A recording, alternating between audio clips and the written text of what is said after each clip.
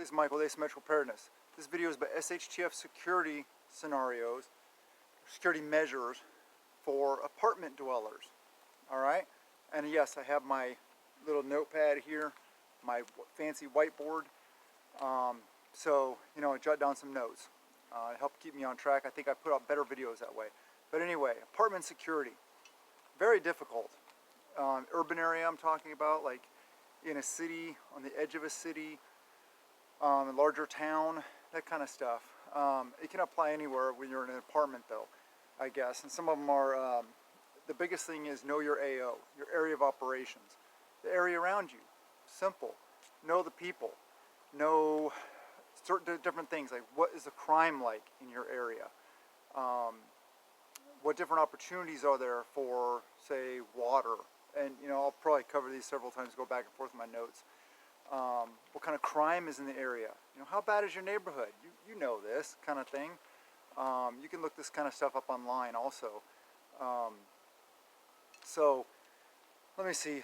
No, yeah, okay. Crime, threats, all that kind of stuff. What kind of stuff is out there that could be a potential threat to you and yours? Also, points of ingress and egress to your apartment, to your apartment building, to your block that you live on, and to your town, city, whatever. All these different things are points of ingress and egress. Ingress is how you get in, egress is how you get out. Usually they're the same routes to and from, except for there is one different one in an apartment, especially if you're up on a higher floor, which is a fire escape ladder. Obviously that's not an ingress because the ladder's up. Unless you leave it down, then that can be an ingress also. So that's a simple security measure right there. Keep it up, keep it locked. If you need to get out, it can be an egress for you, an escape route, yes.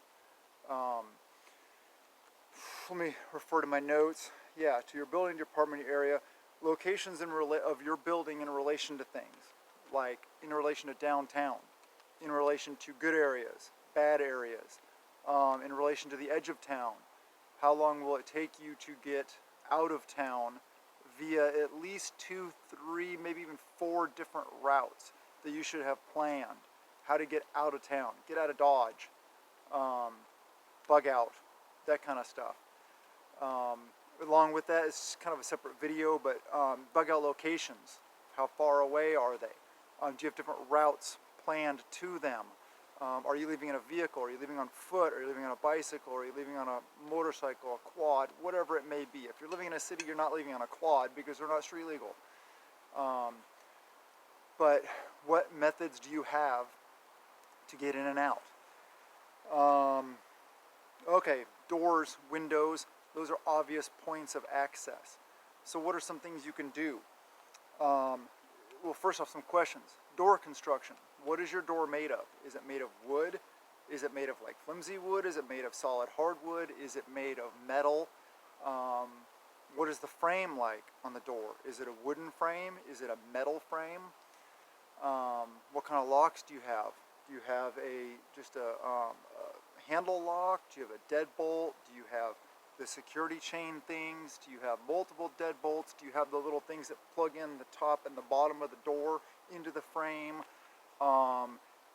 There's lots of different things. Do you have a screen door? Is it a security screen door? The kind that's heavy, metal, heavy-duty mesh that has its own handle lock and deadbolt. These are all things that, look at your apartment. I don't know what you have, so these are all things to consider. The more of this stuff you have, the better, of course. But, yeah, screen door, security screen. Okay, strike plates. What are the strike plates like on your door? Strike plates are where your bolts, your deadbolts and locks and stuff like that go into the frame. Is it metal? Is it big enough? Is it strong enough? Or the bolts or screws that are holding it into the wood or the metal, are they long enough? That's one simple trick you can have. If it's a good solid wood frame, obviously it's apartment, so you can't change much. You're not going to rip the door out, put a new frame in. You can try to put in longer bolts through your striker plate. Another thing is you can drill a couple extra holes through the metal in your striker plates into the wood a little bit and put some extra bolts or screws into the striker plate to help hold it in place better. You can unscrew it and put in a bigger, more solid striker plate. That will help. You can add in things like put a little bracket on the side of the door or the frame or wherever there's a stud in your wall next to your door, and you could put a bar across your door, or you could put two of them, or whatever. You could put multiple of them across your door. There's a lot of different things you can do, even in an apartment, to secure yourself. Now, are you still susceptible to somebody? I mean, basically, the real threat is they could just burn the whole building down around you. So that's the points of egress to escape. So, all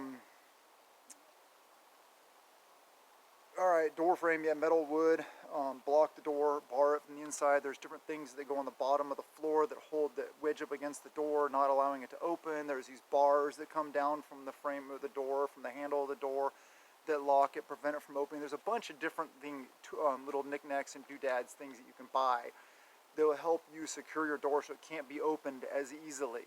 I recommend looking at the reviews, checking on them, see what ones have good reviews, which ones work. Add a couple maybe if you're in this situation and you want to increase your security. It's a fairly inexpensive way to add some good, decent security to your doors.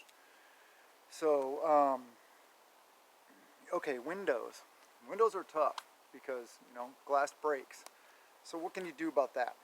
Well, you can make sure that the locks for the window, depending on whether they're side opening or up and down opening or how the window opens. If it swings open or what, there's usually some kind of lock on it to prevent it from being pulled open, being pulled to the side, stuff like that. There's a lock on the window. And then usually in the little track, like if it's a side opening window, there's in the track, or if it's an opening window, there's in the track, there's a little like thing that you can lock in there that prevents it from opening so much. So that's a nice security measure for like during the summertime. If it's cold, if it's warm out and you want to keep your windows open a little bit to get some breeze in, you can, you know, set that lock or stuff, you know, if they're strong enough, of course, to, you know, leave your window open in a crack and nobody can get into that crack. That's the idea behind it. Those can be easily defeated with a crowbar, though, opening it, or just bust the window. So, but it's an additional source that you can do. Another thing is, like, if it's a sliding open, if it's a sliding, you know, open side, you can get a stick, a bar, a dowel, whatever you want that's the appropriate length to fit down in the track, like here or up here, that blocks it from physically opening, that stops it from physically opening. That's easy. I mean, you can do that literally with a stick. You know, I can look around here, like a stick like this, even a stick like that big. You know, this is rotten, of course, this wouldn't work. Just cut it to the right size, wedge it in there really nice and stiff. And somebody, the traction that they can get with their hands on the glass isn't going to be enough to break that stick in a lateral motion. So that'll work fairly well. Install bars in the windows. Do your windows have bars? Are you ground floor or are you up? If you're on the ground floor, these are more threats to you, more threatening.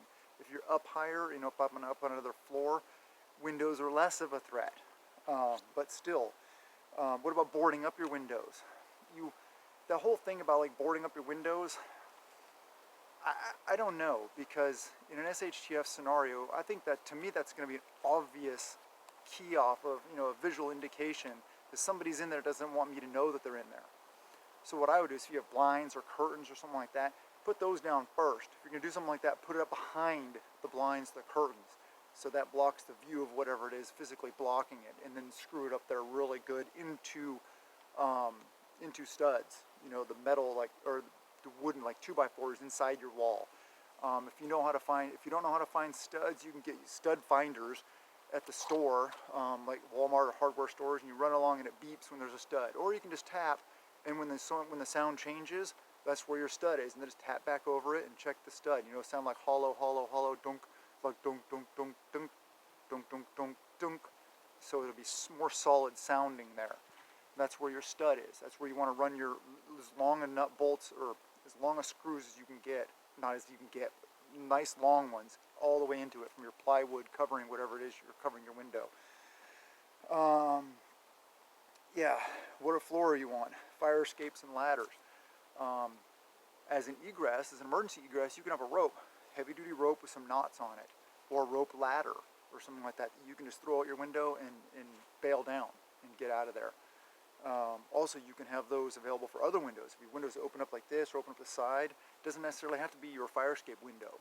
You can have that as a decoy, or maybe people think in there, and you can escape out another window on the other side of the building, or whatever. There's different options. It's all in what your situation is. So yeah, escape routes though. Once you get down from your windows, basically you end up on probably like a street or an alley or something like that. So you basically have two ways, that way or that way. You may have a way in front of you. I don't know what your situation is, but keep track of this stuff. Know what these places are. Know where they go. Know what's around them. All that kind of stuff. Also, like out your front door, and any other doors to the house. If you have a door onto a porch, where does that go? Where does your front door go? All the entrances and exits into and out of your apartment building, including emergency exits. Do you have roof access? Can you get to the roof? Is there a basement? Can you get to the basement? And I'm not saying go to the basement necessarily or go to the roof necessarily. It all depends on your situation and what's going on in your AO at that time. You may want to, you may not want to. I'm trying to empower you guys, not just give you all the answers. You guys know that by now. So escape routes, yeah. Elevators, stairs, fire escapes, stuff like that. Are the elevators still working? Do you really want to be stuck in an elevator and have that door open and you don't know what's in front of you? I wouldn't go in the elevators. I'd take the stairs, and quietly, because you can kind of like peek out the door a little bit. Yeah, they're still going to see the door opening, but hey, it's a lot better than that elevator opening up all of a sudden, and then you can't get that closed in time until somebody's on you. A door, at least you can slam it back shut, bar it with your foot, something. Get your gun out. There's options. So, yeah, routes out of your AO, vehicular routes, foot routes. Is there any green belts around you where you can cut through the woods or stuff like that? Take walks around those areas if it's safe and with friends. If you're in an area where it's not really safe to go in those areas, well, you try to get into those areas anyway. And because if they're not safe now, they're going to be even less safe then. Take a couple friends. Be armed if you possibly can with whatever you can possibly be armed with. Be safe. Don't get your guys in trouble. But don't get in trouble. Don't get hurt. Don't put yourself in too bad of a situation. But check them out. Learn that area. Like back in here, walk around this area. Check out what's all around here. Where do these train tracks go? Where do they come from? Stuff like that. That's another another way in and out of cities that people don't think about sometimes is train tracks, following train tracks, paralleling train tracks, roads, sewers, water drainages, drainage ditches, those big, I don't know what they're called, the big waterways, the concrete waterways in cities, aqueducts and stuff like that, I think they're called. How far do you have to travel to relative safety? To aka a rural area, an area of more lower population density and more safety than it is being in the city. OPSEC is big. If you're a prepper and you live in an apartment, don't be seen by all your neighbors carrying your preps in and out. Try to carry them in like a backpack or something, a little bit at a time, or do it late at night, kind of thing. Try to do it on the down low as much as possible. So, yeah, you don't want your neighbors to know you're prepper. I would think. I mean, you can get a feeling of your neighbors and who's around you and stuff like that, but I don't know. I think people are a lot less likely to be preppers in the city, so I think you're probably going to be outnumbered. So it's a touchy subject. I don't know. You're going to have to make the judgment call on that. Bring in mosquitoes. Have cover. Oh, here we go. Have cover in the points of domination in your room. Points of domination are when somebody comes into, like, say this is a doorway right here in front of me. Okay, it's doorway, center fed room. So the doorway's in the center of the room. So basically the area just inside of the door to the right and just inside of the door to the left. In that corner, in those corners are where the bad guys, the best place to be to defend a room. That's the point of domination. So you can build, I don't know what your situation is. You might be able to build a position there that provides you cover that you can shoot behind if somebody's coming in. It's difficult. I know it sounds kind of weird. In an apartment, really, but you could stack up some sandbags, stuff like that. Just use your imagination, what you can use. Most things are not cover. Behind a couch, that's not cover. That's just concealment because rounds are going to go through a couch. No problem. So, good thing is, armed and trained. Make sure that you're armed because so you have the ability to defend yourself, and that you're trained in the use of the firearms, and that you can employ them properly. That is big. It's another thing. Electronic security. I was thinking about. Maybe limited in SHTF scenario, right? Because you may not have the grid, you may not have power. Well, there are things like those little battery. Okay, there's battery activated or powered alarm sensors. There's like a sensor that goes on like the door frame and a sensor that goes on the door. And basically, you just flip the switch, turn them on, and whenever they, like here's the door, here's the frame. Whenever the door opens, opens away from the frame, it alarms, sends out an audible alarm. And those are cheap. There's no power except for batteries for them. So get a bunch of batteries. You can put those in your windows. You can put them on your doors. You can use them for lots of different things. You can even put on a vehicle. I mean, there's so many different things you could do that. You can put them on gates. Anything that has two things and that depart from each other, you can use them on. So, I mean, you could even use them on drawers or cabinets if you want to keep your kids out of them and you want to know when your kids are getting into stuff. There's a lot of different things. You can get those. Those are cheap. But, if you do have power, you got cameras, motion detectors, the door and window open detectors, there's different styles. There's also glass break indicators. There may be battery-powered glass break indicators also that set an audible alarm. I'm not sure about that. You'd have to check into that. There's audible alarms. There's lights, motion-activated alarms. There's, here's one. So if you have one of those security screen doors, you can possibly maybe hook up something that might give somebody the shock of their life when they grab the handle, if you get what I'm meaning. And I'm not endorsing this in rule of law. I'm talking about without rule of law. S has hit the fan, okay? There's no cops, there's no rule of law, there's marauding gangs and stuff like that, okay? Don't hurt somebody, don't do that. Like I said, I'm not endorsing that. I'm saying it might be an option given the circumstances. So, yeah, apartment security is difficult. It is challenging. Anything I say urban is challenging to me. It's way out of my element. I would be scared as hell to be in an urban environment SHTF scenario. That's why I try to stay out of the city as much as possible. And you should see my loadout when I do go to the city, just in case something happens while I'm there. Most of you guys would be like, whoa, I don't even own that many rounds total. Anyway, I love you guys. I hope you guys are liking the videos. Please subscribe, hit the like button, ring the little bell notification thing. I'd appreciate that. And also, if you guys, if you guys really like the channel, please watch the whole video. Watch to the end. Let it run the full time, so I get the view time. I appreciate that if you're willing to do that. But yeah, prep a little every day. Work on this list. You can do some of these things. And this doesn't just apply to apartments. This can be your house no matter where you are. Even if you're living on an off-grid homestead somewhere on top of a mountain in the middle of nowhere, you can still use some of these principles for your security, for security measures. They apply across the board. I just geared this towards apartment dwellers because it is so difficult, and I want to try to help people that are in that situation. So prep out of peace of mind, not out of fear, and I love you guys. Blessings to you and yours.